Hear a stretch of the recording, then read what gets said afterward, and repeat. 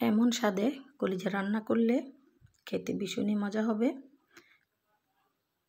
একবার বানিয়ে খেয়েই দেখো, এটা একটা প্রমাণ।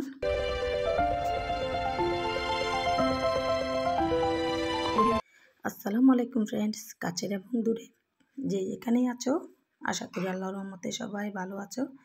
আমি তোমাদের বন্ধু ফারজানা ফিরোজ। তো আমি আজকে গরুর কলিজা ভুনা করব আলু দিয়ে। তো অল্প মশলা দেখতে পাবে। তো এখানে আমি প্রথমে তেল গরম করে তোমার এতে দিয়ে দিয়েছি কুচনো পেঁয়াজ আর মরিচ একসাথে। তো আমি এগুলোকে ভালো করে নেড়ে চেড়ে প্রায় তোমার ব্রাউন কালার হালকা করে নিয়েছি। তো এ পর্যায়ে আমি দিয়ে দিব 2 টেবিল চামচ পরিমাণ তোমার রসুন বাটা, 1 টেবিল চামচ পরিমাণ আদা বাটা। তো এটা দিয়ে ভালো করে একটু কষিয়ে নেব যেন গন্ধটা উঠে যায়। তো এই পর্যায়ে দিয়ে দেবো আমি 1 টেবিল চামচ পরিমাণ হলুদের গুঁড়ো, 1 টেবিল চামচ পরিমাণ মরিচের গুঁড়ো। তো এই পর্যায়ে দিয়ে দিব 2 টেবিল চামচ পরিমাণ তোমার গরম মশলা গুঁড়ো।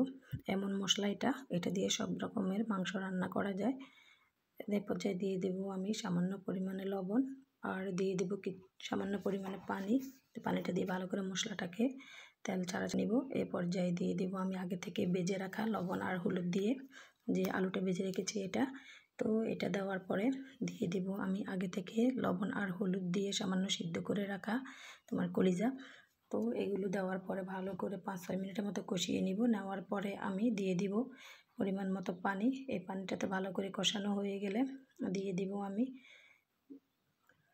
পানি 3 কাপ পরিমাণ। তো এতে দিয়ে দিব আমি টমেটো সস এবং দিয়ে দিব তোমার সয়া সস। তো এগুলো দেওয়ার পরে আমি কিছুক্ষণ নেড়ে ছেড়ে নিব।